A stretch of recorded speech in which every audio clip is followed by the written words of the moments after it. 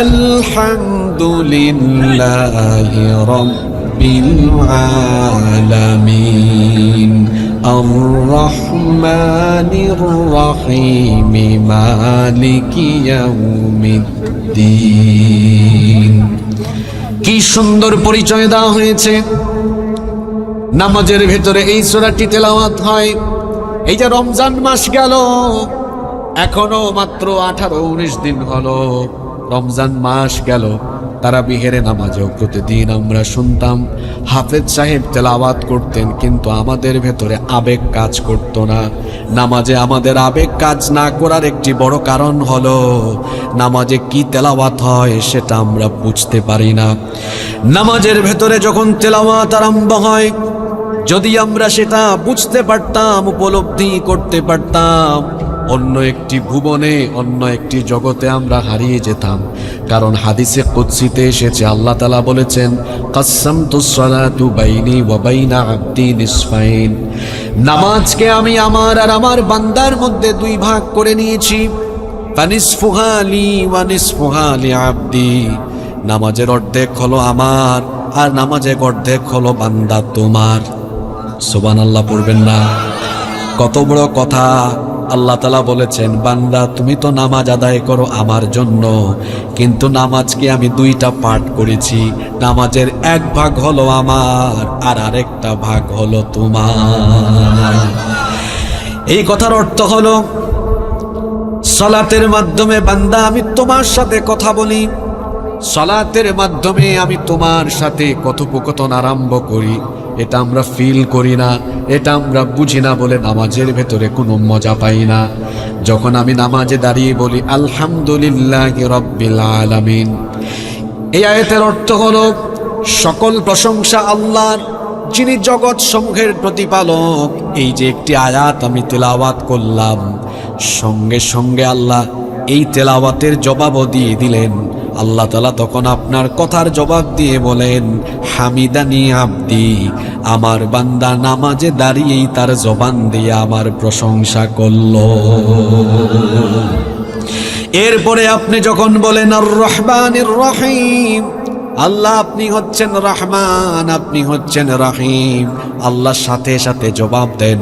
আল্লাহ তাআলা বলেন, আসনা আলাইয়া আবদি, আমার বান্দা এবার আমার গুণকীর্তন করলো। আপনি যখন পরের আয়াতে গিয়ে বলেন মালিকি ইয়াউমিদ্দিন, আল্লাহ আপনি হলেন সবচেয়ে বড় বিচারক, আপনি হলেন বিচার দিবসের মালিক। দুনিয়ায় বহু ধরনের বিচার হয়, মানুষ মাঝে মাঝে বিচারের নামে অবিচার করে, নিরপরাধ মানুষকে অপরাধী বানিয়ে মাঝে মাঝে মেরে ফেলে।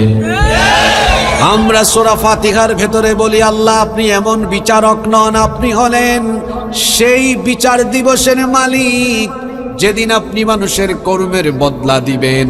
আল্লাহ তখন খুশি হয়ে আপনাকে জবাব দেন, মাজ্জাদানি আবদি, আমার বান্দা নামাজে দাঁড়িয়ে এখন আমার শ্রেষ্ঠত্ব বর্ণনা করলো। সুবহানাল্লাহ পড়তে ইচ্ছে করে না আপনার? সালাত is a conversation between almighty Allah and the slave. নামাজ হলো আপনার আর আপনার রবের মধ্যে কথোপকথনের জায়গা। সুবহানাল্লাহ। এটা যদি বুঝতেন, নামাজে মজা পেতেন। তো বলছিলাম, রহমানের পরিচয় প্রতিদিন আমরা নামাজের শুরুতে দেই। আমরা বলি আলহামদুলিল্লাহি রাব্বিল আলামিন, সব প্রশংসা হলো আল্লাহর। এবার আল্লাহ বললেন, তুমি যার প্রশংসা করছো সে আল্লাহর পরিচয় কি? আমরা বলছি রব্বিল আলামিন, তিনি জগৎ সমূহের রব। এবার প্রশ্ন করা হলো রব কে? তখন আমরা বলি যিনি হলেন রহমান, যিনি হলেন রহিম, যার দয়া কম না বেশি? আরো জোরে বলেন, আল্লাহর দয়া কম না বেশি? তার দয়া এত বেশি, আল্লাহ তাআলা দয়াকে 100 টুকরা করেছেন। পুরুষোচিত কণ্ঠে পুরুষ মানুষের মতো জবাব দেন, বলেন তো আল্লাহ তাআলা দয়াকে মোট কত টুকরা করেছেন? 100 টুকরা করে। মাত্র 1 টুকরা দয়া আল্লাহ সবাইকে ভাগ করে দিয়েছেন। তাহলে আপনি পাইছেন কয় টুকরা? কথা বলেন না কেন আপনারা? হ্যাঁ, ওইটা ভাগ করলে আসলে খুব অল্প পাইছেন, তাই না? এটা যে কত অল্প এটা আপনি কল্পনাও করতে পারবেন।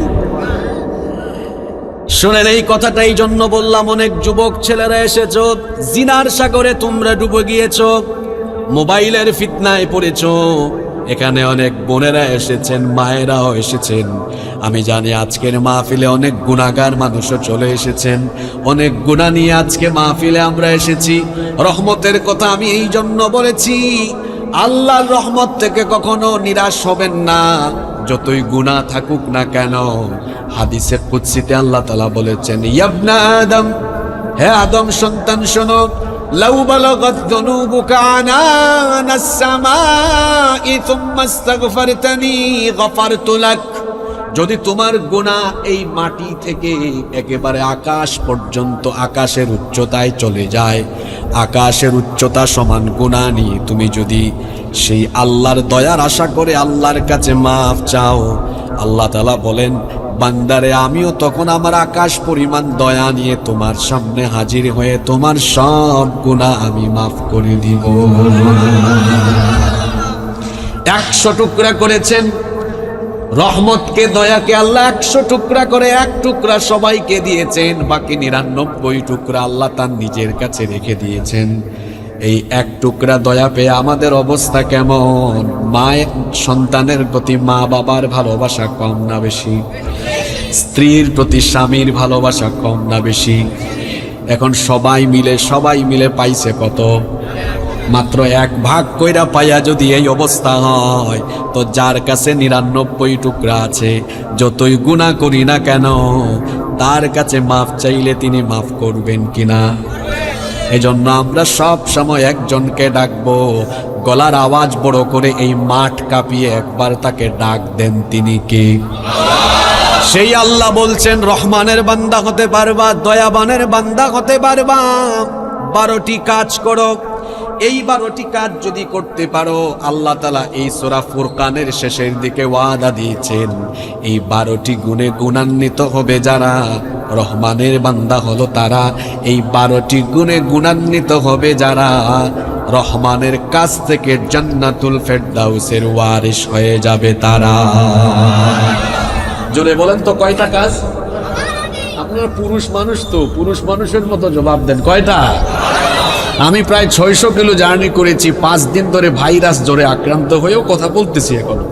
আপনি তো বেশি দূর থেকে আসেন না, এখন তো কথা বলবেন, আমাকে একটু সাপোর্ট দিবেন, পারবেন না ইনশাল্লাহ? 12টা কাজ করলেই আমাদেরকে জান্নাত দিবেন কে? এই 12টি আমল মুখস্থ করে তারপর আজকে বাড়ি যাওয়া লাগবে। পারবো না? জোরে বলি ইনশাআল্লাহ। এগুলো কাদের গুণাবলী? এগুলো রহমানের বান্দাদের গুণাবলী। জোরে বলেন তো, কাদের গুণাবলী? আপনারা রহমানের বান্দা হতে চান তো? কারা কারা চান না হাত তুলেন দেখি। মাশাআল্লাহ, আপনারা সাতক্ষীরার মানুষ তো, আপনাদের মনোযোগ থাকবে ইনশাআল্লাহ।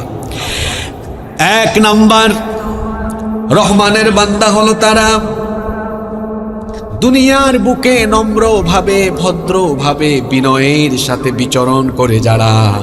আল্লাহ তাআলা বলছেন, ওয়া ইবাদুর রহমানিল্লাযীনা ইয়ামশুনা আলাল আরদি হাওনা।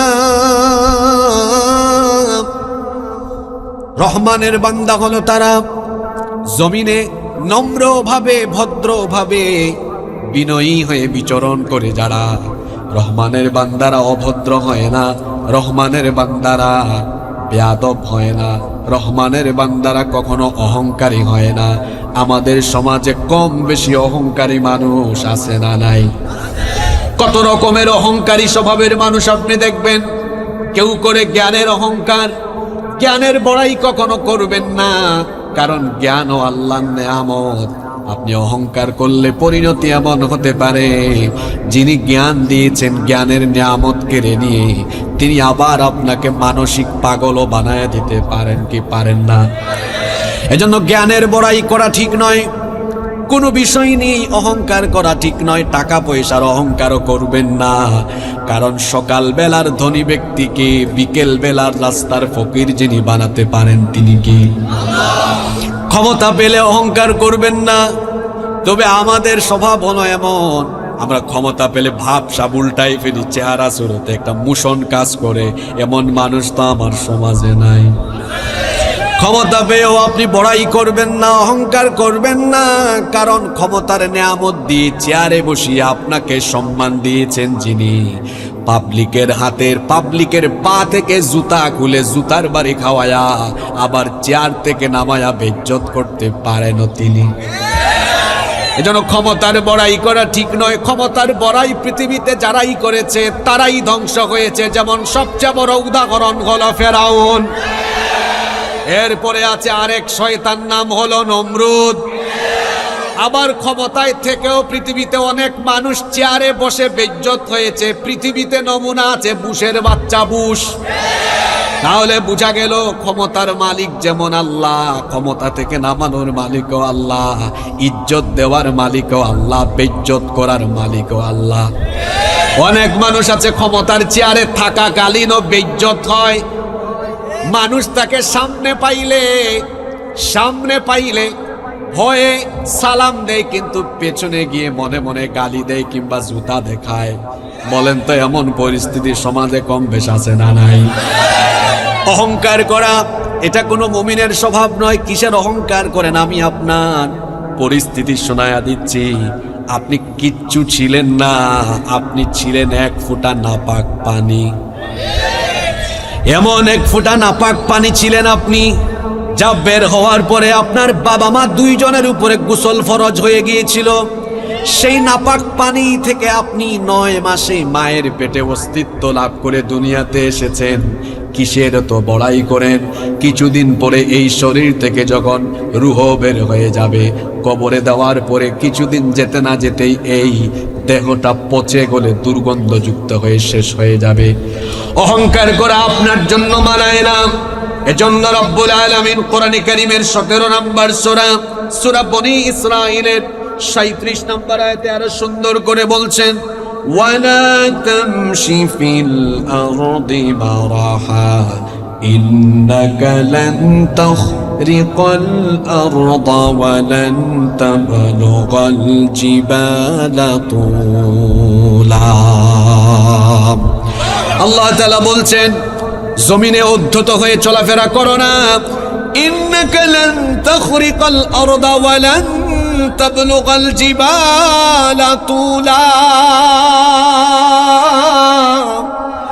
আল্লাহ তাআলা বলেছেন, অহংকারের চোটে তুমি মাটিকে ফাটিয়ে দিতে পারবে না, এমনকি অহংকার করে তুমি আকাশের উচ্চতায় পৌঁছে যেতে পারবে না।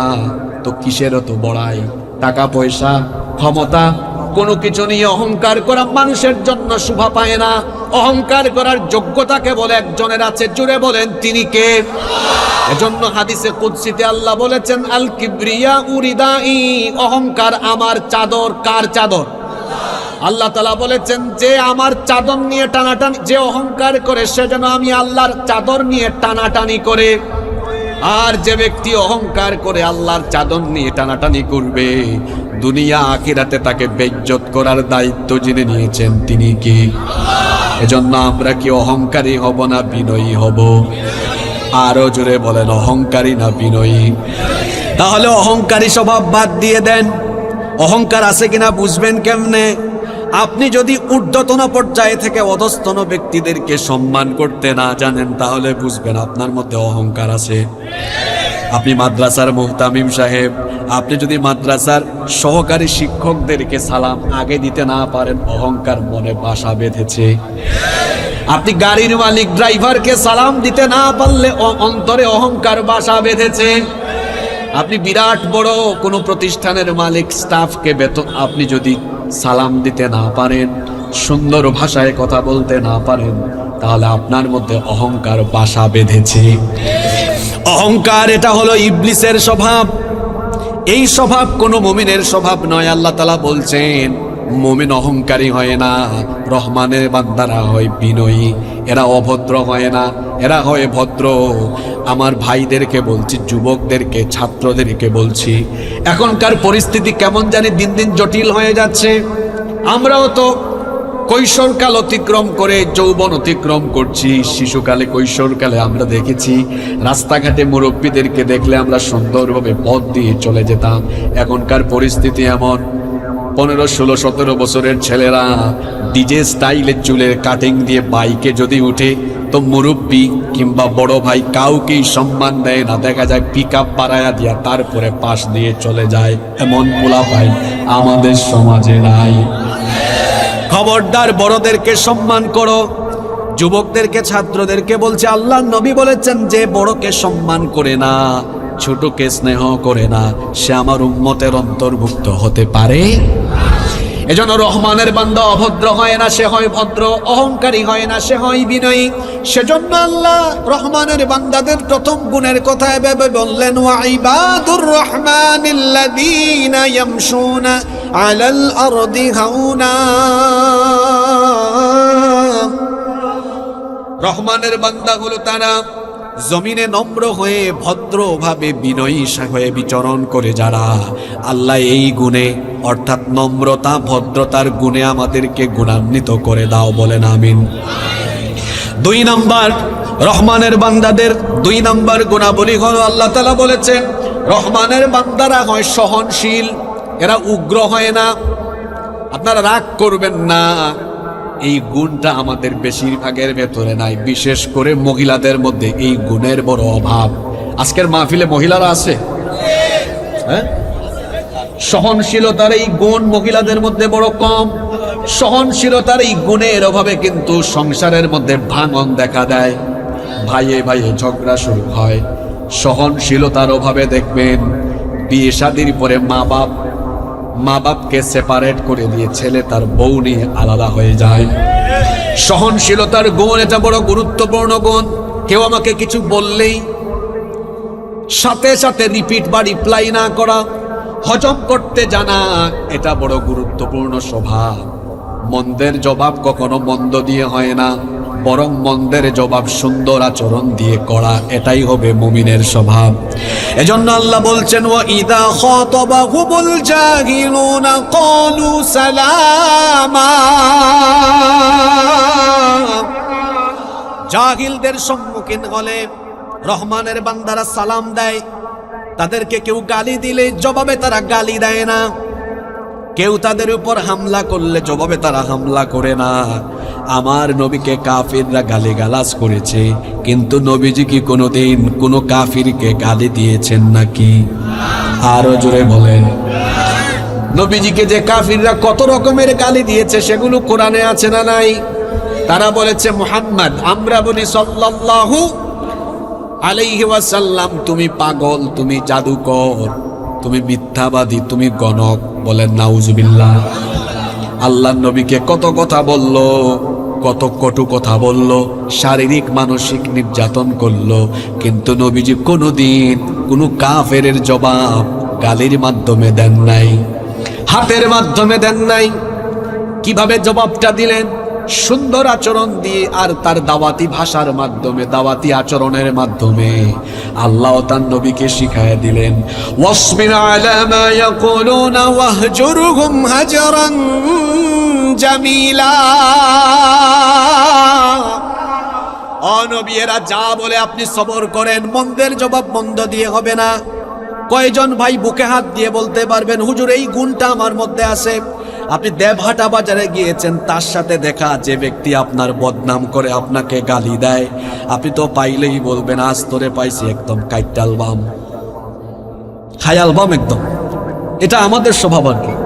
কিন্তু আপনি যদি এই কাজটা করতেন, আপনার বদনাম করে বা আপনার অনেক ক্ষতি করেছে, পাওয়ার পরে বললেন, ভাইজান আসসালামু আলাইকুম, আসেন রেস্টুরেন্টে যাই, চলেন একটু চা খাই, চাটা খাওয়াইয়া চায়ের সাথে তাও খাওয়াইলেন, বিলটাও আপনি দিলেন। মন্দের জবাবে তার সাথে বাজে আচরণ না করে সুন্দর আচরণ করে চা খাওয়াইয়া দিয়ে আপনি যখন বিদায় দিবেন, অত লজ্জায় ওখানেই শেষ হয়ে যাবে যে আমি কার এত বদনাম করি। আরে মন্দের জবাব মন্দ দিয়ে, গালির জবাব গালি দিয়ে নয়, মাঝে মাঝে সুন্দর আচরণ দিয়েই মানুষকে সাইজ করা যায়। এই গুণটা আমাদের অনেকের ভেতরে। আমি বলেছিলাম মহিলাদের মধ্যে এটার ঘাটতি। কোন মহিলাকে যদি কেউ খালি কিছু বলে, কয় তুমি একটু দাঁড়াও, আমি তারে শেষ করে আসি, এক গালি দিলে তারা আরো 20টা গালি দেয়। কে বলেন, আছে না নাই? মা বোনেরা রাগ করবেন না, সহনশীল হতে হবে। এমনিতেই আপনাদের অনেক অবদান, আপনারা অনেক সহনশীল, সহনশীলতার গুণ আপনাদের ভেতরে আছে, কিন্তু সাংসারিক ক্ষেত্রে সহনশীলতার গুণ আরো বৃদ্ধি করতে হবে। তখন এই সংসার আরো সমৃদ্ধ হবে, আরো সুখের হবে ইনশাআল্লাহ। তাহলে 2 নাম্বার রহমানের বান্দাদের গুণ, রহমানের বান্দারা উগ্র না, এরা সহনশীল, সংযমী। আমরাও এরকম সহনশীল আর সংযমী হতে পারবো তো? আপনাদের মনোযোগ আছে তো? আমি অসুস্থ মানুষ, আজকে এমনিতেই লম্বা সময় বক্তৃতা হবে না, আর আমি লম্বা সময় বক্তৃতা করিও না, সর্বোচ্চ 1 থেকে 1.5 ঘন্টা, কিন্তু সব কথা এর ভেতরেই চলে আসবে। মনোযোগী হতে হবে আপনাদেরকে, থাকবেন তো মনোযোগী? কয়টা গুণ বলেছি? 2টা। নাম্বার 3 নাম্বার, রহমানের বান্দাদের দিনের বেলা কেমনে গেল? দিনের বেলা তারা ভদ্রতার সাথে বিচরণ করে, বেয়াদব বা অহংকারী হয় না, আবার তারা উগ্র হয় না, সহনশীল হয়। সন্ধ্যা হয়ে গেল, রাত হয়ে গেল, রাতের বেলা রহমানের বান্দারা কি করে? তারা কি ওয়াইফাই চালিয়ে সারা রাত ইন্টারনেটে ডুবে গিয়ে তারা কি আজে বাজে কাজ করে? রহমানের বান্দারা কি খেলাধুলা কিংবা আর্জেন্টিনা ব্রাজিলের খেলা দেখে দেখে, বার্সেলোনা রিয়াল মাদ্রিদের খেলা দেখে দেখে কি রাত কাটায় নাকি? কিংবা রহমানের বান্দিরা, আজকে তো বোনেরাও মাহফিলে আছেন, রহমানের বান্দিরা কি সিরিয়াল দেখে দেখে রাত কাটাবে নাকি? তাহলে রহমানের বান্দা বান্দিরা রাত কিভাবে কাটাবে? তাদের গুণ হবে এমন। পরের আয়াতে আল্লাহ বলেছেন, ওয়াল্লাযীনা ইয়াবিতুনা লিরাব্বিহিম সুজ্জাদান ওয়া কিয়ামা। রহমানের বান্দা হলো তারা রাতের বেলা বিছানা থেকে পিঠ আলাদা করে দিয়ে রুকু আর সাজদা করে রাত কাটায় যারা। রহমানের বান্দা হলো তারা রাতের বেলা তামাশা করে না, আড্ডাবাজিও করে না। রহমানের বান্দারা রাতের সময়ে প্রেম করে কার সাথে? আস্তে বলবেন না, জোরে বলেন, কার সাথে? রাতের আধারে যারা সিজদাতে রয়, দু চোখের অশ্রুতে নদী যেন বয়। রাতের আধারে যারা সিজদাতে রয়, দু চোখের অশ্রুতে নদী যেন বয়। ছলনার হাত ছানি যত আসুক, পেছনে ফিরেও তাকায় না। যাদের হৃদয়ে আছে আল্লাহর ভয়, তারা কবু পথ ভুলে যায় না। আল্লাহর প্রেম ছাড়াই দুনিয়ায় কারো কাছে কোনো কিছু চায় না। আমরা রাতে প্রেম করব কার সাথে? জোরে বলেন। এখন আমাদের দেশে কিছু হুজুরও বের হয়েছে, পাবলিক এদের নাম দিয়েছে প্রেম বিশেষজ্ঞ হুজুর। এরা গার্লফ্রেন্ড আর বয়ফ্রেন্ড ছেলে পেলেদেরকে শেখায়। যুবকদেরকে বলছি, যে সকল লোকেরা মাহফিলের এই মঞ্চকে আজে বাজে কথা বলে নষ্ট করবে, এদের সাথে সম্পর্ক ছিন্ন করবে। মাহফিলের এই ময়দান প্রেম ভালোবাসার ময়দান নয়। জিজ্ঞেস করেন আজকে যারা মাহফিলের আয়োজন করেছেন, কমপক্ষে 1-2 মাস ঘাম ঝরিয়ে, না ঘুমিয়ে, না খেয়ে, কষ্ট করে, পরিশ্রম করে আজকের প্রোগ্রাম তারা বাস্তবায়ন করেছে। এখানে যতগুলো কথা হবে সব হেদায়েতি কথা হতে হবে। থার্ড ক্লাস ফালতু কোনো কথা বলার জায়গা মাহফিল নয়। সাতক্ষীরার মানুষকে সচেতন হতে হবে। এই মাহফিলগুলো হচ্ছে দিন প্রচার প্রতিষ্ঠান, এমনকি ইসলামী বিপ্লব বা গণজাগরণের একটি অন্যতম প্ল্যাটফর্ম। গত কয়েক যুগ ধরে আমাদের পূর্ববর্তী মুফাসসিরগণ এই তাফসীর মাহফিলের মাধ্যমে ইসলামী বিপ্লব, ইসলামী গণজোয়ারের জন্য এই মাহফিলের মাধ্যমে তারা কাজ করে গিয়েছেন। তাদের মেহনতে, তাদের কষ্টে যে মাহফিলের ময়দান গড়ে উঠেছে, সেই মাহফিলের ময়দান প্রেম ভালোবাসার আলতু ফালতু কিচ্ছার ময়দানে পরিণত হতে দেওয়া হবে না। এজন্য আপনাদেরকে গুরুত্বপূর্ণ ভূমিকা পালন করতে। কি এক আজীব অবস্থা! আমরা পড়াশোনা শেষ করে, পড়াশোনা থাকাকালীন অবস্থায় বিশ্ববিদ্যালয়ে জুমার খুতবা দিয়েছি। প্রথমে আসরের পরে মানুষ বিভিন্ন জায়গায়, এই যে আজকে আপনারা আমাকে কি বানাইলেন? প্রধান বক্তা। আসলে তো প্রধান বক্তা হওয়ার কোনো যোগ্যতাই আমার মধ্যে নাই, কিন্তু আমার মাহফিলের স্টার্টিংটা কিভাবে হয়েছে আপনাদেরকে আজকে বলি। প্রথমে মানুষজন সুযোগ দিত। আমার জীবনে প্রথম আমি বয়ান করেছিলাম আসরের নামাজের পরে এক জায়গায় আমাকে দিয়েছিল, আমি তখন মসজিদে জুমা পড়াই, তো দিয়েছে এরকম 2-3টা মাহফিল আমি আসরের পরে বয়ান করেছি।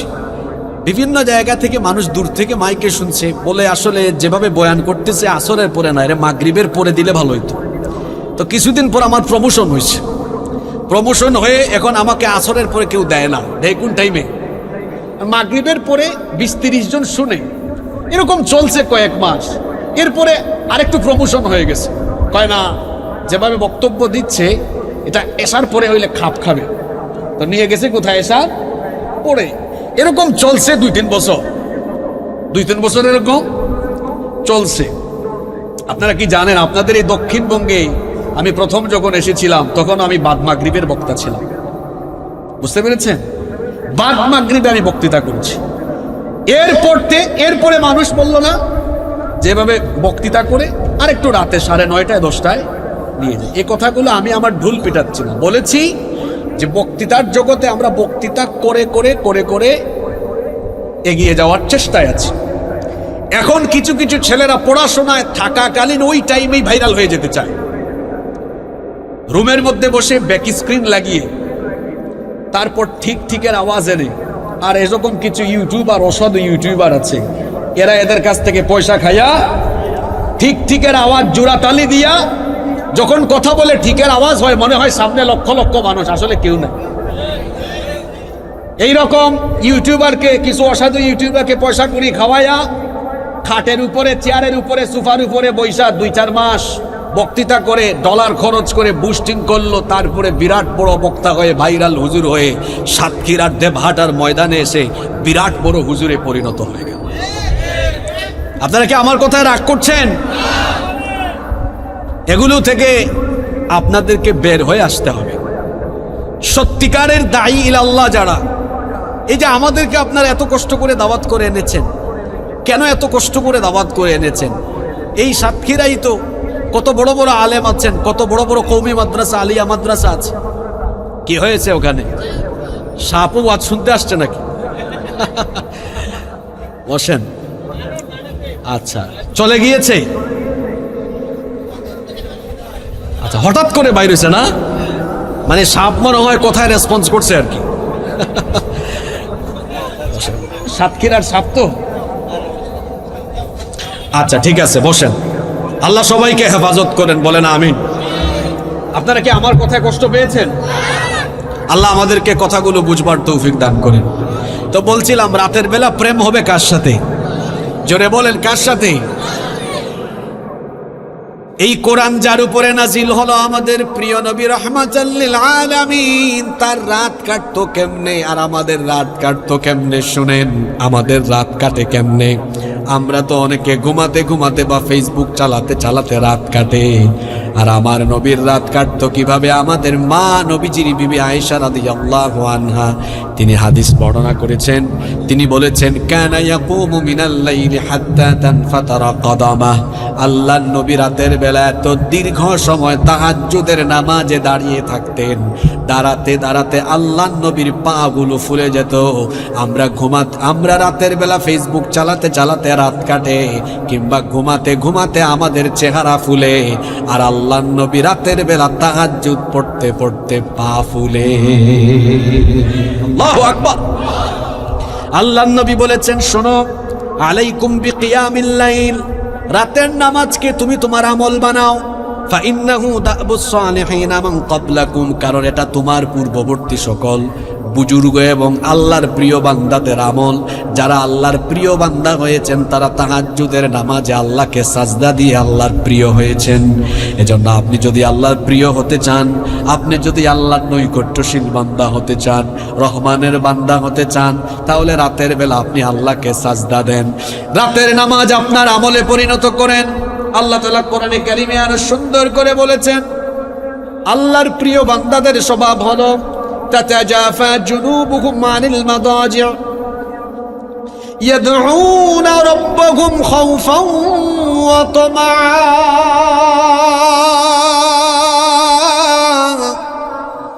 রাতের বেলা বিছানা থেকে তাদের পিঠ আলাদা হয়ে যায়। এদের স্বভাব হলো এমন, কানু কলিলাম মিনাল লাইলি মা ইয়াহজাউন ওয়া বিল আসহারি হুম ইস্তাগফিরুন। এরা রাতের বেলা খুব কম ঘুমায়, ইস্তেগফার করে করে রাত কাটায়। তাহলে রহমানের বান্দাদের 3 নাম্বার গুণ হলো তারা রাতের বেলা সাজদা দিবে কাকে? আপনারাও সাজদা দিবেন তো? আল্লাহ তৌফিক দেন, বলেন আমিন। 4 নাম্বার রহমানের বান্দাদের গুণাবলী হলো এত আমল করে ইবাদত করেও তারা আল্লাহর জাহান্নামের আযাবের ভয় করে। কারণ হলো শুধুমাত্র আমল দিয়ে কিয়ামতের দিন কোনো মানুষ জান্নাতে যেতে পারবে? জোরে বলেন। শুধু আমল দিয়ে জান্নাতে যাওয়া যাবে না, আমলের সাথে আল্লাহর দয়ারও দরকার আছে না নাই? কিয়ামতের দিন আল্লাহর দয়া ছাড়া কোনো মানুষ জান্নাতে যেতে পারবে না, আমলের সঙ্গে আল্লাহর দয়াও লাগবে। এজন্য আল্লাহ বলছেন রহমানের বান্দারা ইবাদত গুজার হওয়ার পরেও জাহান্নাম থেকে বাঁচার জন্য সার্বক্ষণিক তারা তাদের রবের কাছে দোয়া করে। তাদের দুয়ার ভাষাটা কেমন হয় সেটাও আল্লাহ তুলে দিয়েছেন, যারা পারেন আমার সঙ্গে পড়েন। ওয়াল্লাযীনা ইয়াকুলুনা রাব্বানা সরিফ আন্না আযাবা জাহান্নাম ইন্না আযাবাহা কানা গরামা ইন্নাহা সাআত মুস্তাকাররান ওয়া মুকামা। এরা বলে, হে আমাদের রব, আমাদেরকে সর্বনাশা জাহান্নামের আযাব থেকে বাঁচাও। কারণ নিশ্চয়ই জাহান্নামের আযাব বড় কঠিন। এই জাহান্নামের আযাব থেকে আল্লাহর নবী নিজেই সকাল সন্ধ্যা পানা চাইতেন। আপনারা অনেকে জানেন ফজরের নামাজ এবং মাগরিবের নামাজের পরে আল্লাহর নবী 7 বার জাহান্নামের আযাব থেকে পানা চেয়ে দোয়া করতেন, আল্লাহুম্মা আজিরনি মিনান, আল্লাহুম্মা আজিরনি। একজন বাবা একজন ভাইও জবানটা বন্ধ রাখিয়েন না, সবাই আমার সঙ্গে বলেন আল্লাহুম্মা আজিরনি মিনান নার। ফজর এবং মাগরিবের পরে এই আমলটা করবেন, মোট বলবেন 7 বার। জোরে বলেন কয়বার? কেন শিখিয়ে দিলাম? আল্লাহর নবীর জীবনে কি কোনো গুনাহ আছে নাকি? কোনো গুনাহ নাই, তারপরেও সকাল সন্ধ্যা জাহান্নামের আযাব থেকে দোয়া করতেন কার কাছে? তিনি আমলটা করেছেন আমাদেরকে শেখাবার জন্য, যাতে করে আমরা আমলের অহংকার করে না বসি। কারণ শুধু আমল দিয়ে জান্নাতে যাওয়ার কোনো সুযোগ। আমলদার ব্যক্তিকেও যদি আল্লাহ কিয়ামতের দিন ধরেন, হিসাবের জন্য আটকান, ও জাহান্নামে যাবে, সে যত বড় বুজুর্গই হোক না কেন। এটা ঘটনা আমার মনে পড়লো, বলবো। কিয়ামতের দিন আল্লাহ এক বিরাট বড় নেককার ব্যক্তিকে ডাকবেন, ডেকে বলবেন, উদখুলিল জান্নাতা বিরহমাতি, go to the paradise with my mercy, আমার দয়ায় তুমি আমার জান্নাতে যাও। ওই ব্যক্তি তখন বলবে, না, আমি আপনার দয়ায় আজকে জান্নাতে যাব না। আমি কি কম আমল করছি? এত নামাজ রোজা, এতগুলো মাহফিল, আমি এত টাকা পয়সা দিয়েছি, এত দান সদকা করেছি, হজ উমরা করেছি, আল্লাহ আমি আপনার দয়ায় কেন জান্নাতে যাব? আমি আমার আমল দিয়ে, বাল বি আমালি, আজকে আমল দিয়ে জান্নাতে যাব। আল্লাহ তখন ফেরেশতাদেরকে ডাকবেন, ফেরেশতাদেরকে ডেকে বলবেন, শুনেছো নাকি ফেরেশতা আমার এই বান্দা কি বলে? সে নাকি আমার দয়ায় জান্নাতে যাবে না, তার আমল দিয়ে নাকি জান্নাতে যেতে চায়। ঠিক আছে, আমিও দেখতে চাই তার আমলের পরিমাণ বেশি না আমার দয়ার পরিমাণ বেশি। আল্লাহ বলবেন, ও ফেরেশতারা, এই বান্দার জন্ম থেকে নিয়ে মৌত পর্যন্ত তার জীবনের সকল নেক আমলগুলোকে মিজানের একটি পাল্লায় রাখো। আর আমি তো আমার বান্দার প্রতি অগণিত দয়া করেছি, সব দয়ার কোনো হিসাব নিকাশ আজকে করব না। শুধু দুনিয়া দেখার জন্য আমি তাকে 2টা চোখ দিয়েছি, 2টা চোখও দরকার নাই, মাত্র একটা চক্ষু নামক দয়াকে তুমি মিজানের আরেক পাল্লায় তোমরা রাখো। যখন ফেরেশতারা বান্দার জন্ম থেকে নিয়ে মৌত পর্যন্ত সারা জীবনের সব আমলগুলো এক পাল্লায় রেখে আরেক পাল্লায় আল্লাহর দেওয়া একটা চোখের নিয়ামত রাখবে, চক্ষু নামক দয়াকে রাখবে, দেখা যাবে বান্দার সারা জীবনের নেক আমলের চাইতে আল্লাহর দেওয়া একটা চক্ষু নামক নিয়ামতের পাল্লা ভারী হয়ে যাবে। বান্দা বুঝবে আমি আমার আমল দিয়ে আজ জান্নাতে যাবার কোনো চান্স নাই, কোনো সুযোগই নাই। তখন সে বলবে, মাবুদ গো, আমি ভুল করে ফেলেছি, আমাকে মাফ করো, তুমি তোমার দয়ায় আমাকে জান্নাত দান করো। আল্লাহ তাআলা তখন বলবেন, বান্দারে তুই তোর ভুল যে বুঝতে পেরেছিস, এই জন্য আমি তোকে মাফ করে দিলাম, আমি তোকে আমার জান্নাত দিয়ে দিলাম। সহজ হিসাব হলো এটা।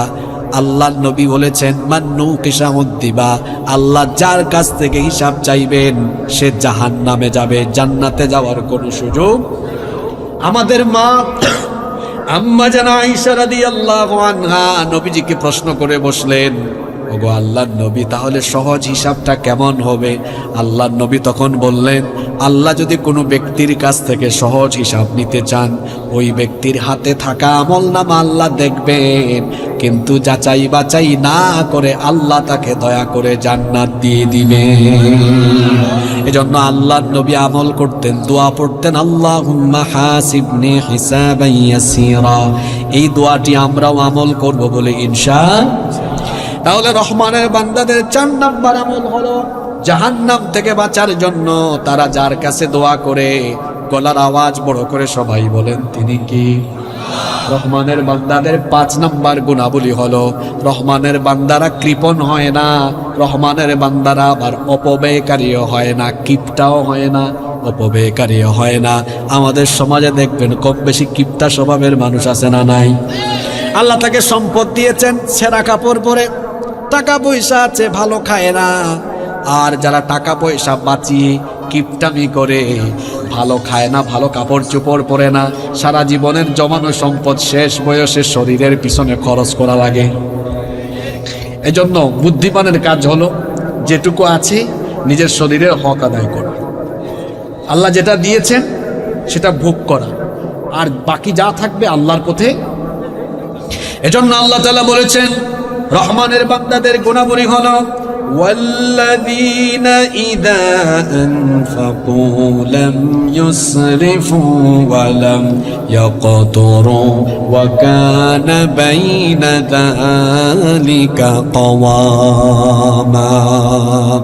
রহমানের বান্দা হলো তারা কৃপণতা এবং অপব্যয়ের নীতি অবলম্বন করে না যারা, বরং তারা হলো এমন ওয়াকানা বাইনা যালিকা কাওয়ামা, তারা মধ্যম পন্থা অবলম্বন করে। আল্লাহ যতটুকু দিয়েছেন সেগুলো দিয়ে তার নিজের এবং পরিবারের প্রয়োজন পূরণ করার পরে বাকিটুকু যারা আবার খরচ করে দেয় কার পথে? ধন সম্পদ জমায়ে রাখবেন না। বোকা মানুষেরা পৃথিবীতে ধন সম্পদ জমিয়ে রাখে, যারা পৃথিবীর সবচাইতে বোকা নির্বুধ স্বভাবের মানুষেরা সম্পদ জমায়। এত কষ্ট করে সম্পদ জমালেন, সকালবেলা মারা গেলে এই সম্পদ কে ভোগ করবে? বলবেন, হুজুর আমার তো ছেলে মেয়ে আছে। হ্যাঁ, ছেলে মেয়ের জন্য যতটুকু দরকার ততটুকু রাখেন, বেশি রাখলে ছেলে মেয়েগুলা ফার্মের মুরগের মতো নষ্ট হবে। ভবিষ্যৎ প্রজন্মের চিন্তা আপনি নিজে কেন করবেন? আপনি নিজে যেভাবে উপার্জন করে চলছেন তাকে অভাবে তৈরি করেন, পরিশ্রমের মানসিকতা তার ভেতরেও তৈরি করে দেন। অলস বানাবেন না, কর্মঠ হিসাবে সন্তানদেরকে গড়ে তুলেন, পরিশ্রমী বানান। দানশীল হওয়া এটা মুমিনের লক্ষণ, মুমিনের একটি আলামত। এজন্য আল্লাহ আপনাকে যতটা দিয়েছেন নিজের প্রয়োজন পূরণের পরে বাকিটুকু খরচ করে দিবেন কার পথে? আরো জোরে বলেন, কার পথে? এরপরে 6 নম্বর রহমানের বান্দাদের গুণাবলী হলো, এরা আল্লাহর সাথে শিরক করে না, আল্লাহর সাথে কাউকে ডাকে না। আল্লাহ তাআলা বলেছেন, ওয়াল্লাযীনা লা ইয়াদউনা মা'আল্লাহি ইলাহান আখার। রহমানের বান্দা হলো তারা আল্লাহর সাথে অন্য কাউকে ডাকে না যারা। আমরা সুখে দুঃখে, ভালো সময়ে মন্দ সময়ে, জীবনের সুসময়ে দুঃসময়ে কেবলমাত্র একজনকে ডাকি, তিনি কে? যখন সুস্থ তখনও বলি আল্লাহ, যখন অসুস্থ আইয়ুব নবীর মতো তখনও আমরা আল্লাহকে ডাকি। আইয়ুব নবী 18 বছর অসুস্থ ছিলেন, কিন্তু 18 বছরের অসুস্থতায় পেরেশান হয়েছেন ঠিক, কিন্তু কখনো আল্লাহর উপর তাওয়াক্কুল তার কমে নাই, বরং তিনি যাকে ডাক দিয়েছেন, জোরে বলেন, তিনি কে? আমরা ভালো সময়েও যেমন ডাকি আল্লাহ, বিপদের সময়ে ইউনুস নবীর মতো ডাকি আল্লাহ। ইউনুস নবী এক মহা বিপদে পড়েছিলেন, 3টা অন্ধকারে তিনি পড়ে গিয়েছিলেন। একটা অন্ধকার ছিল সাগরের অন্ধকার, দুই নাম্বার অন্ধকার ছিল রাতের অন্ধকার, রাতের বেলা সাগরের তলদেশের মধ্যে। তিন নাম্বার মাছের পেটের ভেতরের অন্ধকারে তিনি যাওয়ার পরে সেখানে তিনি চিৎকার করে যাকে ডাক দিয়েছিলেন, জোরে বলেন তিনি কি? তিনি বিপদের সময়ে ডাকলেন, লা ইলাহা ইল্লা আনতা সুবহানাকা ইন্নী কুনতু মিনাল জালিমিন। ডাক দিয়েছেন কাকে? আরো জোরে বলেন কাকে? আল্লাহ কি তাকে বিপদ থেকে বাঁচান নাই? সন্তান হয় না বলে যারা মাজারে যান, বাগেরহাটে খান জাহান আলী রহমতুল্লাহি আলাইহির মাজারে গিয়ে ওখানে মাথা ঠেকান, তাদেরকে বলছি, যারা সন্তান হয় না বলে তাবিজ নেন, তাদেরকে বলছি, জাকারিয়া আলাইহিস সালামের স্ত্রী বন্ধা ছিলেন, বন্ধা নারীর ঘরে তো সন্তান হয় না, কিন্তু তিনি যখন আল্লাহর কাছে দোয়া করেছিলেন, বন্ধা নারীর ঘরেও তাকে সন্তান দিয়েছেন কে? ইব্রাহিম আলাইহিস সালামের 86 বছর পর্যন্ত সন্তান ছিল না, তাকেও আল্লাহ সন্তান দিয়েছেন। সুতরাং সন্তান যদি হয় না, আপনি আল্লাহর সাথে শিরক করে অন্য কাউকে ডাকবেন না, অন্য কারো মুখাপেক্ষী হবেন না, বরং জীবনের সকল অবস্থায় সব সময় যাকে ডাকবেন জোরে বলতে হবে তিনি কি? তাহলে রহমানের বান্দাদের 6 নম্বর গুণাবলী হলো তার আল্লাহর সাথে শিরক করে না। রহমানের বান্দাদের 7 নম্বর গুণাবলী হলো অন্যায়ভাবে এরা কখনো মানুষ হত্যা করে না, মানুষের রক্ত ঝরায় না। আল্লাহ তাআলা এজন্য বলছেন, ওয়ালা ইয়াকতুলুনান নাফসাল্লাতী হারামাল্লাহু ইল্লা বিল হক। রহমানের বান্দা তারা অন্যায়ভাবে কাউকে হত্যা করে না, যারা অন্যায়ভাবে মানুষের শরীর থেকে রক্ত ঝরায়, এইরকম জানোয়ার তো এখন পৃথিবীতে নাই। জি, সাধারণ মানুষের কথা বাদ দেন, পৃথিবীতে খুঁজলে এখন এই জাতের জালিমও পাওয়া যাবে, যারা কোরআন হাদিসের চর্চাকারী, কোরআন হাদিসের দাওয়াত যারা মানুষকে দেয়, সেই দায়ী ইলাল্লাহ বড় বড় আলেম ওলামাদের শরীর থেকেও জালিমের গোষ্ঠী রক্ত ঝরিয়েছে, এরকম জালিমও দুনিয়াতে আছে। আপনি আবার এই ওয়াজ আপনার উপর, আপনার ঘাড়ের উপর, কাঁধের উপর নিজে টাইনা নিয়েন না। কারণ আমার দেশে আছে, ওই দিন এক জায়গায় সূরা কাসাস থেকে তাফসীর আরম্ভ হয়েছে, ফেরাউনের ওয়াজ, ইন্না ফিরআউনা আলা ফিল আরদি, এই আয়াতের তাফসীর আরম্ভ হয়েছে। মাঝখান থেকে একজন স্লিপ মারে, কয় হুজুর এই টপিক বাদ দিলে হয় না, এটা আমাদের দেশের অনেক কিছুর সাথে মিলে যাচ্ছে। আমি তখন বললাম, ফেরাউন তো আসছিল মিশরে, ওয়াজ হয় মিশরের, আপনি টাইনা নিয়ে আসছেন দেখি বাংলাদেশে। কি বলেন, এরকম আছে না? আছে তো। এখন এই আয়াত হচ্ছে সূরা ফুরকানের, যেখানে আল্লাহ বলেছেন অন্যায়ভাবে মানুষের রক্ত ঝরায় যারা, এরা আল্লাহর প্রিয় বান্দা না, এরা জালিম স্বভাবের মানুষ। ওইটা আপনি আপনার কাঁধের উপর টান্না নিলে আমরা কি করতাম? ঠিক কিনা বলেন? অন্যায়ভাবে কোনো মানুষকে কষ্ট দিবেন না, নইলে মরার পরে কিন্তু আপনার জানাজায় মানুষও পাওয়া যাবে না। কিছু মানুষ মারা গেলে মানুষ আলহামদুলিল্লাহ পড়ে। ওই যে কিছুদিন আগে, আচ্ছা আমার মনে পড়ছে ঘটনাটা, একই দিনে 2 জন ব্যক্তি মারা গেলেন। এক ব্যক্তি ওই ঢাকা বিশ্ববিদ্যালয়ের ওই শিক্ষক যে সালাম নিয়ে কটূক্তি করেছিল, মনে আছে আপনাদের? ওর কথা ভুলে গেছেন আপনারা? আর ওই দিনে আরেকজন ব্যক্তি মারা গিয়েছিলেন, নাম কি ভুলে গেছেন আপনারা? মাওলানা লুৎফুর রহমান, হ্যাঁ, নাওয়ারাল্লাহু মারকাদাহু ওয়া জাআলাল জান্নাতা মাসওয়াহু, বলেন আমিন। একজনের মৃত্যুতে সারা বাংলাদেশ নয়, সারা পৃথিবীর বাংলা ভাষাভাষী মুসলমানদের কলিজা, তাদের অন্তর কেঁদেছে। আরেকজন সালাম নিয়ে কটূক্তি করেছে, মরার আগ পর্যন্ত ইসলাম বিদ্বেষীতে লিপ্ত ছিল, তার মৃত্যুতে একটা মানুষও, একজন মুমিনও ইন্না লিল্লাহ পড়বে।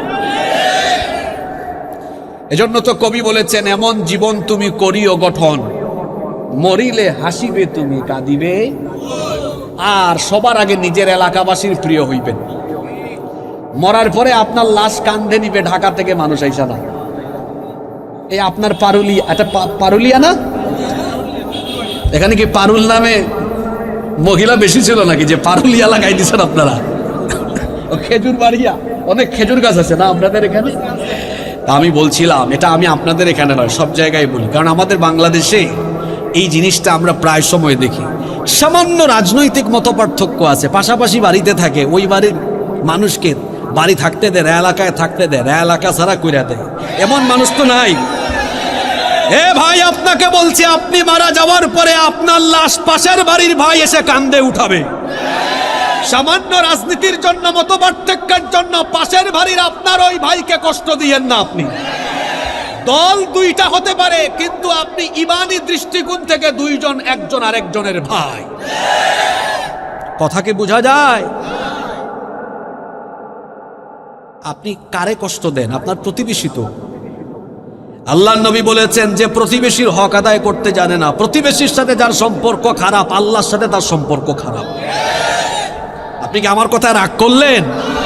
এই ধরনের বহু জালেম আমার সমাজে আছে, শুধু দুনিয়াবী স্বার্থের কারণে তার গ্রামের অনেক মানুষকে এলাকা ছাড়া করে দিয়েছে।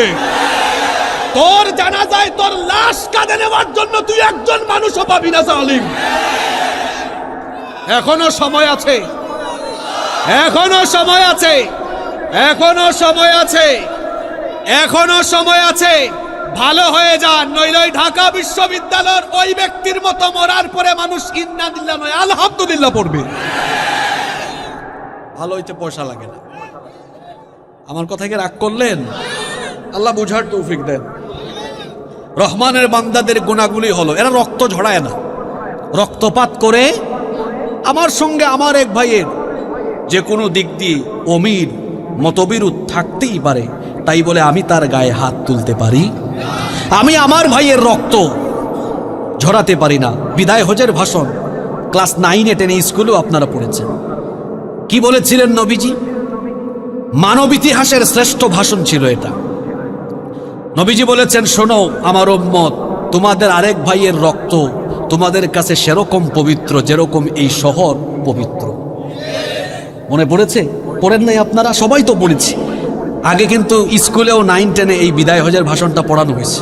আমি নিজে স্কুলে পড়েছি, মাদ্রাসায় পড়েছি, ইউনিভার্সিটিতে পড়েছি, সব বারান্দায় ঘোরাফেরা করে আসছি, তো সবগুলো মোটামুটি জানা আছে আলহামদুলিল্লাহ। মানুষের রক্ত ঝরাইয়েন না, মানুষকে আঘাত দিয়ে না। সব সময় চেষ্টা করবেন নিজের এলাকার মানুষকে নিয়ে মিলেমিশে বসবাস করা। এরা আপনার সবচেয়ে বড় আপনজন, এরা আপনার সবচেয়ে বড় আপনজন। আর যারা সামাজিক বা রাষ্ট্রীয় দায়িত্ব পাওয়ার পরে নিজের এলাকায়, এটা রাগ করেন না, এটা আমি সব জায়গায় বলে ফেলি, যারা নিজের এলাকায় প্রোটোকল ছাড়া চলতে পারে না, তার মানে তার এলাকার মানুষের কাছে তার গ্রহণযোগ্যতার ব্যাপক ঘাটতি আছে। আরে আমি আমার গ্রামে, আমার এলাকায় আমি কেন প্রোটোকল নিয়ে ঘুরবো? এরা তো আমার ভাই, আমার চাচা, আমার দাদা, আমার ভাই, আমার ভাতিজা, এরা আমার আপন মানুষ।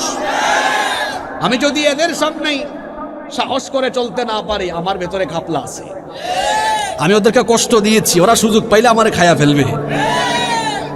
এজন্য আমি সামনে পিছনে ডানে বামে বহুত কিছু নিয়ে করি। আপনি বলবেন হুজুর কোন জায়গা থেকে কোন জায়গায় গিয়েছে? না, ওই যে আসেন এবার হাদিসটা শোনাই। আল্লাহর নবী বলেছেন, আউয়ালু মা ইউহাসাবু আলাইহিল আবদু আস-সালাহ। কিয়ামতের দিন আল্লাহ প্রথমে আল্লাহর হকের বিচার আরম্ভ করবেন। আল্লাহর হকের বিচার আরম্ভ হবে নামাজ দিয়ে। আল্লাহর হকের বিচার শেষ। ওয়া আউয়ালু মা ইউকদা বাইনান নাসি ফিদ দিমা। আরম্ভ হবে বান্দার হকের বিচার, আর বান্দার হকের বিচার আরম্ভ হবে অন্যায় অবৈধ রক্তপাত দিয়ে। কত মানুষের রক্তে আপনার হাত রঞ্জিত করেছেন, সব হিসাব হবে।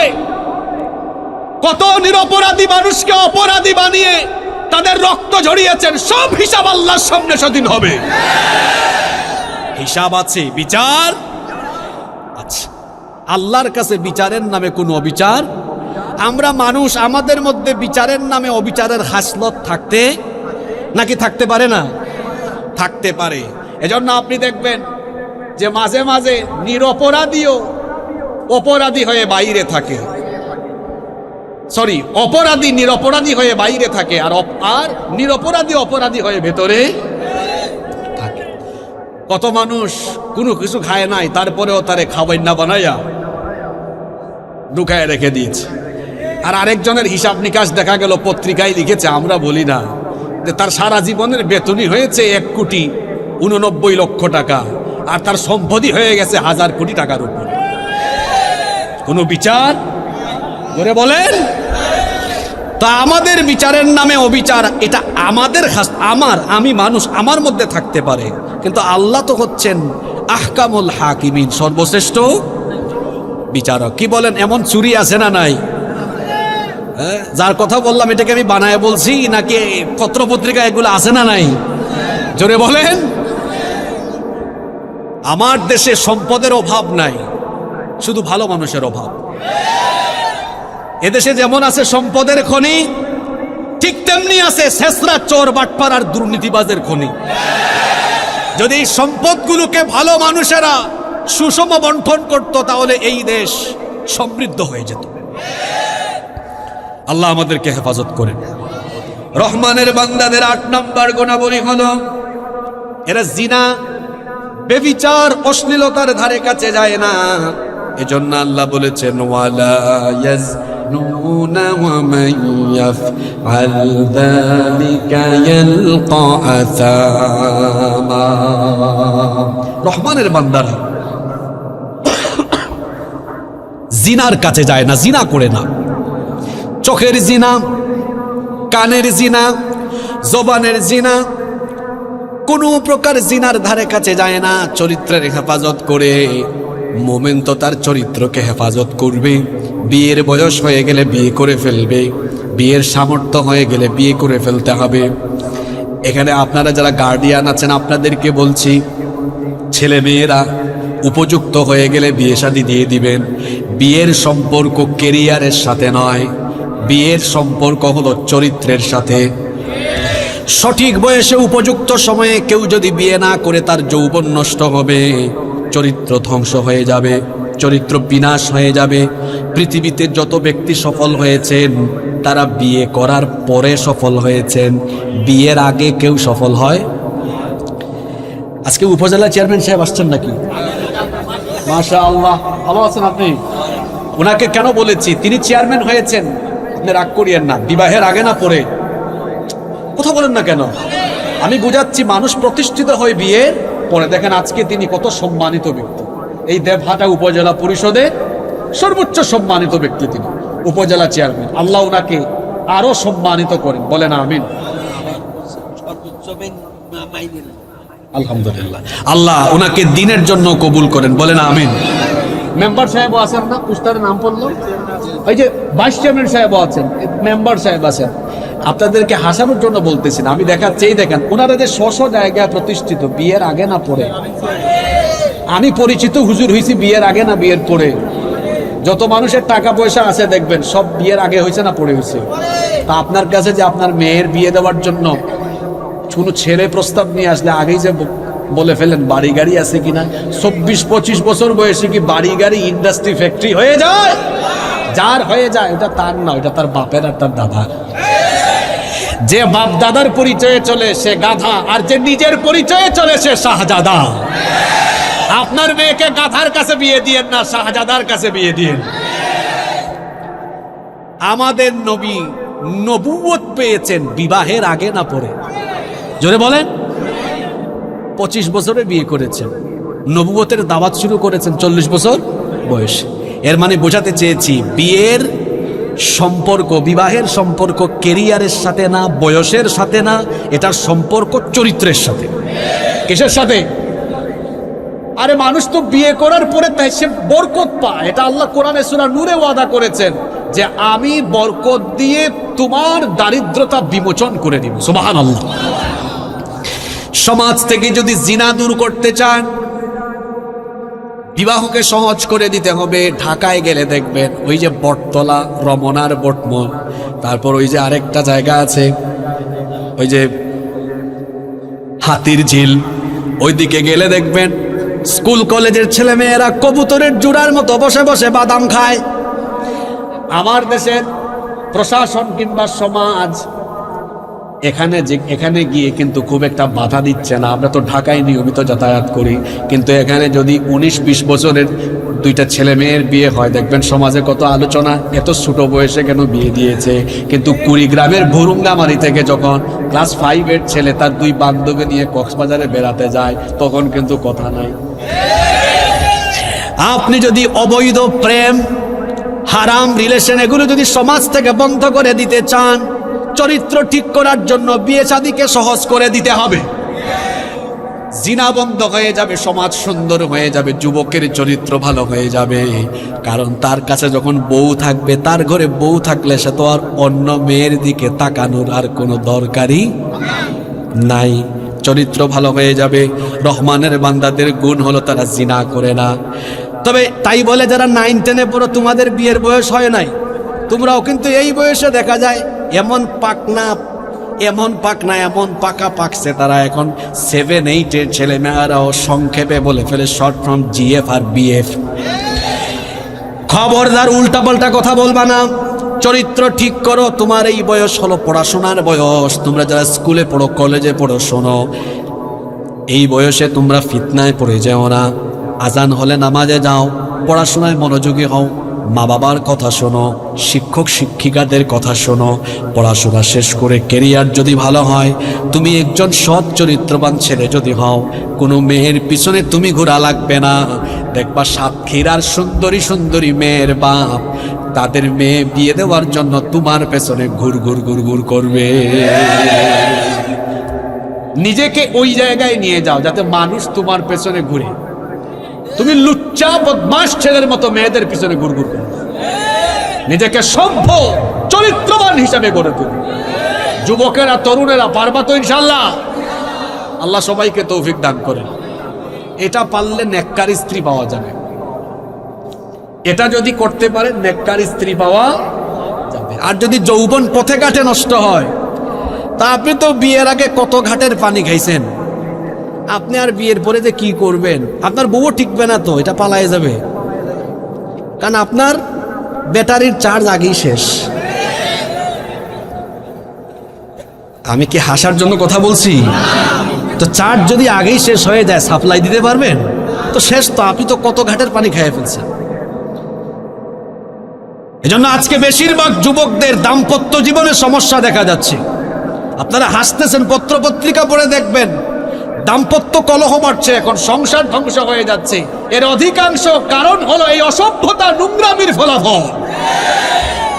আর মোবাইল এসে সব সর্বনাশ করে ফেলবে। এই যে আমাদের চাচারা যারা আছেন, ওনাদের জামানায় মোবাইল ছিল না। কোনো বাড়ির মেয়ে পছন্দ হইলেও কত চেষ্টা করছে, হয়তো চিঠি টিঠি লেখা ট্রাই করছে, কিন্তু এখন তো ওইটাও নাই। ডিরেক্ট ফোন, ফেসবুকে ফ্রেন্ড রিকোয়েস্ট, তারপরে ইনবক্স। আমি কিছু গল্প শুনছি আমার এলাকায় মুরব্বীদের কাছ থেকে, যে এক মুরব্বী, মানে উনি ইয়াং কালে এলাকার একজনকে তার পছন্দ হয়েছে, কিন্তু ওই যে সুযোগ নাই, তো মাধ্যম নাই তার কাছে পৌঁছানো। ওই মাধ্যমের কারণে পায় নাই, উনার বিয়ে হয়ে গেছে। কেন বিয়ে হয়েছে?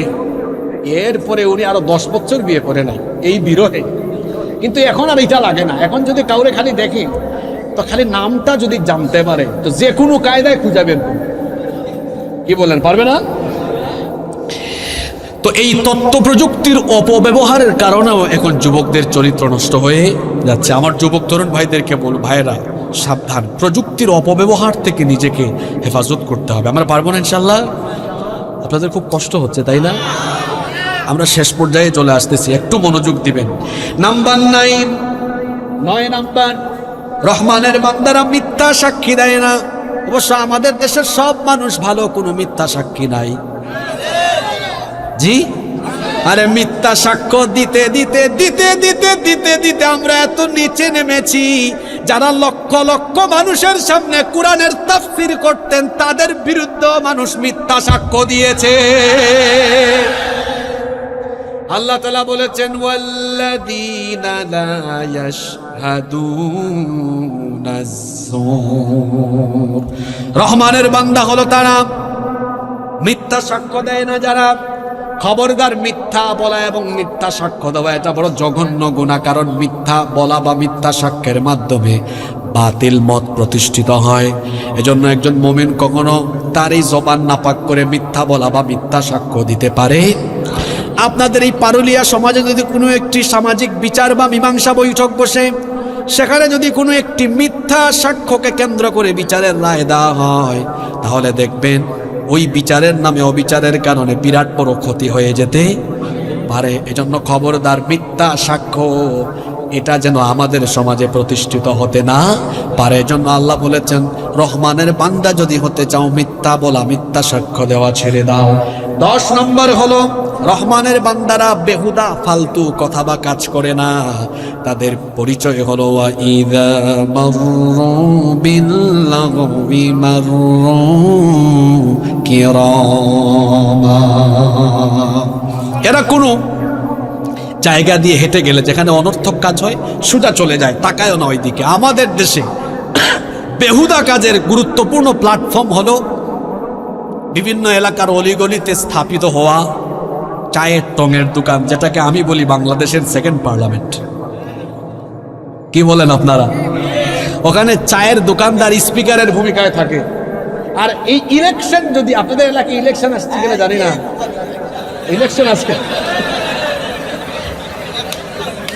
চেয়ারম্যান সাহেব টেনশনে আছেন, তাই না? অবশ্যই অবশ্যই আমরা দোয়া করি। যাই হোক, তো ইলেকশন আসতে দেখা যায় চায়ের দোকানগুলোতে কি যে প্রাণবন্ত একটা ফ্লেভার পাওয়া যায়। হ্যাঁ, আর প্রার্থীরা মুশকিলে থাকেন। কিছু মানুষ আছে ইলেকশন উপলক্ষে সিজনাল চাকুর, দেখা যায় বাড়িতে 3 বেলা চা খায় না, ইলেকশন আসলে 10 বার চা খাইতে চায়। বসে থাকে, একবার উপজেলা চেয়ারম্যান, আরেকবার ভাইস চেয়ারম্যান, আরেকবার যদি মহিলা ভাইস চেয়ারম্যান পাওয়া যায়। দেখছেন কারবার সাপোর্ট দিয়েছেন উনি, এরকম হয়। তো চায়ের দোকানে স্পিকার কে থাকে? ওই দোকানদার। আর চা ঘুরেরা যারা আছে, ওই দেখবেন হেরা আলোচনা করবে, চা খাবে। আচ্ছা, উপজেলার চেয়ারম্যান তো এবার 10 জন, এটা এরকম, ওইটা এরকম। মানে মনে হচ্ছে তারা যেন এই চায়ের দোকানের সংসদের ভিতরে স্পিকার হয়ে এখানে আলোচনা সমালোচনা চলছে। এটা শুধু ইলেকশন উপলক্ষে হইলে সেটা ছিল ভিন্ন কথা, কিন্তু শুধু ইলেকশন নয়, ইলেকশন ছাড়াও আমাদের বাঙালিদের মধ্যে বেশিরভাগের স্বভাব হলো মানুষের কথা বা কাজ নিয়ে সমালোচনায় আমরা বেশি অভ্যস্ত। এই আয়াতে আল্লাহ বলেছেন এটা রহমানের বান্দাদের গুণাবলী নয়, সে তার নিজের কাজ নিয়ে ব্যস্ত থাকবে, অন্যদিকে মনোযোগী হবে। এজন্য ওই যে একটা কথা বলে না, নিজের চরকায় তেল দাও। নিজের চরকায়, এটা অনেক বড় একটা গুণ, নিজেকে নিয়ে ভাবা। হ্যাঁ, আপনার সমাজকে নিয়ে ভাববেন, সমাজকে নিয়ে, সমাজের সমৃদ্ধি নিয়ে ভাববেন, কিন্তু সমাজে কিন্তু কোনো আলতু ফালতু বা কোনো বেহুদা কথা বা কাজে আপনি নিজেকে নিয়োজিত করবেন না। এটা রহমানের বান্দার বৈশিষ্ট্য হতে পারে। রহমানের বান্দাদের 11 নম্বর বৈশিষ্ট্য হলো, এরা কোরআনের আয়াত থেকে যখন কথা শোনে তখন তারা অন্ধ বা বধিরের মতো শোনে না, হেদায়াতের নিয়তে শোনে। আল্লাহ তাআলা বলছেন, ওয়াল্লাযীনা ইযা যুক্কিরু বিআয়াতি রাব্বিহিম লাম ইয়াখিরু আলাইহা সুম্মান ওয়া উময়ানা। রহমানের বান্দা হলো তারা আল্লাহর আয়াতগুলো অন্ধ বা বধিরের মতো শোনে না যারা, বরং আয়াতগুলো তারা আল্লাহর কোরআন শুনে হেদায়াতের নিয়তে। কোরআন শুনলে হেদায়াত আসে নাকি যায়? কোরআন শুনলে ঈমান বাড়ে না কমে? 12 নম্বর হলো, রহমানের বান্দারা তাদের স্ত্রী আর সন্তানের জন্য আল্লাহর কাছে দোয়া করে। দোয়াটাও আল্লাহ শিখালেন। আবিয়াইত্যা অবিবাহিত যত ব্যাচেলার ছেলেরা আছো, শোনো, আজকে থেকে হবু বউয়ের জন্য এই দোয়াটা করবা। আল্লাহ তাআলা দোয়া শিখাচ্ছেন, ওয়াল্লাযীনা ইয়াকুলুনা রাব্বানা হাব লানা মিন আজওয়াজিনা ওয়া যুররিয়াতিনা কুররাতা আয়ুনিন ওয়াজআলনা লিল মুত্তাকিনা ইমামা। এত সুন্দর দোয়া, কি চমৎকার দোয়া। হ্যাঁ, আল্লাহ দোয়া শিখাচ্ছেন, রব্বানা হাবলানা মিন আজওয়াজিনা, হে রব আমাকে এমন স্ত্রী গিফট করো, এমন স্ত্রী দাও যাকে দেখলে আমার চক্ষু ঠান্ডা হয়, শীতল হয়ে যায়। সুবহানাল্লাহ। সেটা কেমন স্ত্রী হতে পারে? অর্থাৎ তার কথাবার্তা, চলন বলন, চলাফেরা, আচার আচরণ, এটা হবে আমি আমার জন্য, আমি স্বামী হিসাবে আমার জন্য প্রশান্তির, আমার স্ত্রীর সব কিছু হবে আমার জন্য আনন্দের। এইরকম একটা বউ পাওয়া একজন জীবন সঙ্গী পাওয়া এটা কিন্তু সৌভাগ্যের ব্যাপার। আল্লাহর নবী বলেছেন, মান রাযাকাহুল্লাহু ইমরাআতান সালিহান ফাকাদ আ'আনাহু আলা শাত্রি দীনি। আল্লাহ যাকে দয়া করে একজন নেককার জীবন সঙ্গী দিয়েছেন, আল্লাহ যেন তাকে ইসলামের অর্ধেক নিয়ামত দান করে দিয়েছেন। আল্লাহর নবী আরো বলেছেন, চারটি জিনিস যে পেয়েছে সে হলো দুনিয়ার সুখী। জোরে বলেন কয়টা? আরবাউম মিনাস সাআদা, চারটি জিনিস হলো সৌভাগ্যের আলামত। এক নম্বরে নবীজি বললেন মিলান। এই চারটা কার কাছে আছে? যার কাছে আছে তিনি হচ্ছেন দুনিয়ার সুখী। এটা বলেছেন বড় হুজুর মুহাম্মদ সাল্লাল্লাহু আলাইহি ওয়াসাল্লাম। এক নাম্বার হলো ইমরাআতুন সালিহা, এক নাম্বার হলো যাওজাতান সালিহা, নেককার স্ত্রী।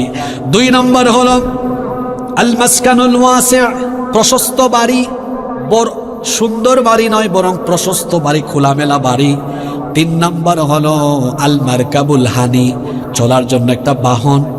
চার নাম্বার হলো ওয়াল জারুস সালেহ, উত্তম প্রতিবেশী। আল্লাহর নবী বলেছেন এই চারটা জিনিস যে দুনিয়ায় পেয়েছে ওই ব্যক্তি যেন দুনিয়ার সকল সুখ পেয়ে গিয়েছে। যে পেয়েছেন আলহামদুলিল্লাহ, আলহামদুলিল্লাহ। আর সবচাইতে বড় সৌভাগ্যের আলামত হলো ভালো বউ পাওয়া। ভালো বউ পাইলে বাকিগুলা হয়। আরে যার বউ ভালো তার সংসারের উন্নতিও আছে। বউ ভালো না হইলে সংসারের উন্নতিও। এজন্য অবিবাহিত ভাইদেরকে বলছি আল্লাহর কাছে দোয়া করবেন। বিবাহিতরাও বলবেন আল্লাহ আমার স্ত্রীকে আমার জন্য চক্ষু শীতলকারী বানাও। সন্তানগুলোর জন্য দোয়া করবেন আল্লাহ যেন চক্ষু শীতলকারী বানান। এই যে আমরা সূরা ফুরকানের প্রায় 1.5 পৃষ্ঠা আলোচনা করলাম। আল্লাহ তাআলা এখানে রহমানের বান্দাদের এই 12টি গুণের কথা বলেছেন। কয়টা গুণ? আমরা একটু সংক্ষেপে বলি। এক নাম্বার, রহমানের বান্দারা অহংকারী নাকি বিনয়ী? জোরে বলেন, অহংকারী না বিনয়ী? দুই নাম্বার, রহমানের বান্দারা উগ্র না সহনশীল? তিন নাম্বার, রহমানের বান্দারা রাতে তামাশা করে না তাহাজ্জুদ আদায় করে? চার নাম্বার, রহমানের বান্দারা জাহান্নাম থেকে বাঁচার জন্য কার কাছে দোয়া করে? পাঁচ নাম্বার, রহমানের বান্দারা কৃপণ নয়, অপব্যয়কারী নয়, বরং রহমানের বান্দারা হলো ভুলে গেছে দানশীল। জোরে বলে। 6 নাম্বার, রহমানের বান্দারা আল্লাহর সাথে শিরক করে না। 7 নাম্বার, রহমানের বান্দারা মানুষকে কষ্ট দেয় না, কোনো মানুষকে খুন করে না, অন্যায়ভাবে কাউকে কষ্ট দেয়। 8 নাম্বার, রহমানের বান্দারা জিনা করে না। 9 নাম্বার, রহমানের বান্দারা মিথ্যা সাক্ষ্য দেয়। 10 নাম্বার, রহমানের বান্দারা অপ্রয়োজনীয় কোনো কথা বা কাজে লিপ্ত হয়। 11 নাম্বার, রহমানের বান্দারা কোরআন শুনে হেদায়াতের নিয়তে। বলবেন হুজুর এটা কেমন কথা? এখানে সব মানুষ কিন্তু হেদায়াতের নিয়তে আসে না। কথা বললে আপনার তো মন খারাপ হবে। আমি শুধু সংক্ষেপে এই কথা বলি, কারো মনের খবর আমি জানি না, আল্লাহ জানেন। কিন্তু এখানে কিন্তু সব হেদায়েতের উদ্দেশ্যে আসে নাই। কেউ এসেছে হেদায়েতের নিয়তে, কেউ আবার এসেছে হুজুর দেখতে, কেউ আবার এসেছে এলাকার পরিস্থিতি কেমন দেখতে, কেউ এসেছে মানুষ কত হয়েছে এটা দেখতে, কেউ আবার আসছে শুধু নিজের স্বার্থ হাসিল করতে। রহমানের বান্দার গুণ হলো সে কোরআন শুনে কেবল একটা নিয়তে। নিয়তের নাম কি? জোরে বলেন। 12 নাম্বার হলো স্ত্রী সন্তানের জন্য দোয়া করে কার কাছে? এই 12টা আমল যদি আপনারা করতে পারেন লাভ কি হবে? এবার আল্লাহ বলছেন লাভ কি হবে বান্দা শোনো। আল্লাহ তাআলা বলছেন এই 12টি আমল যদি তুমি করতে পারো, আল্লাহ তাআলা এবার ওয়াদা দিচ্ছেন এই 12টি গুণে তুমি যদি গুণান্বিত হয়ে যাও তাহলে আমি আল্লাহ তোমাকে কি করব শোনো। উলাইকা ইউজজাউনাল গুরফাতা বিমা সাবারু ওয়া ইউলাকাউনা ফিহা তাহিয়াতান ওয়া সালামা খালিদিনা ফিহা হাসুনাত মুস্তাকাররান ওয়া মুকামা। এই 12টি গুণে গুণান্বিত হবে যারা আল্লাহর জান্নাতুল ফেরদাউসের সুউচ্চ প্রাসাদের মালিক হয়ে যাবে তারা। সবাই জান্নাত চান তো? কারা কারা চান দুহাত তুলে দেখেন তো। মাশাআল্লাহ, আল্লাহ সবাইকে কবুল করেন, বলেন আমিন। এই 12টা আমল করতে পারবেন তো ইনশাআল্লাহ? আল্লাহ আমাদের সবাইকে তৌফিক দান করে।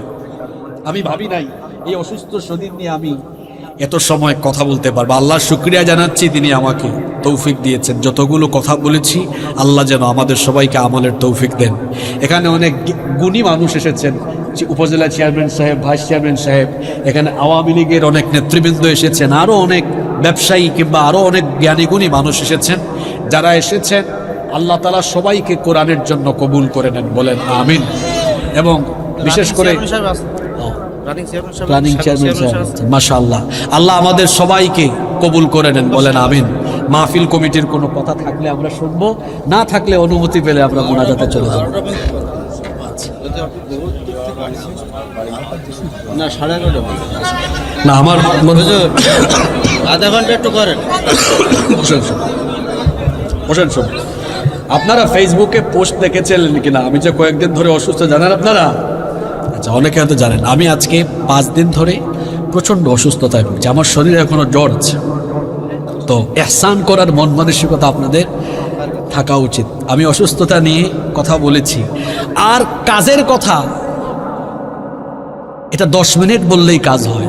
অকাজের কথা আমি চাইলে 5 ঘন্টা ওয়াজ করতে পারবো কিচ্ছা কাহিনী বলিয়া, কিন্তু আমি অকাজের কোনো কথা বলি না, বলার চেষ্টাও করি না। আমরা যতগুলো কথা বলেছি এগুলো যেন আমল করতে পারে, এটা হলো বড় কথা। তবে আমি আপনাদেরকে শ্রদ্ধা করছি, আপনাদের আগ্রহকে সম্মান করছি। আপনারা 1.5 ঘন্টা শোনার পরেও আপনাদের যে আগ্রহ আছে এটাকে আমি স্যালিউট করছি।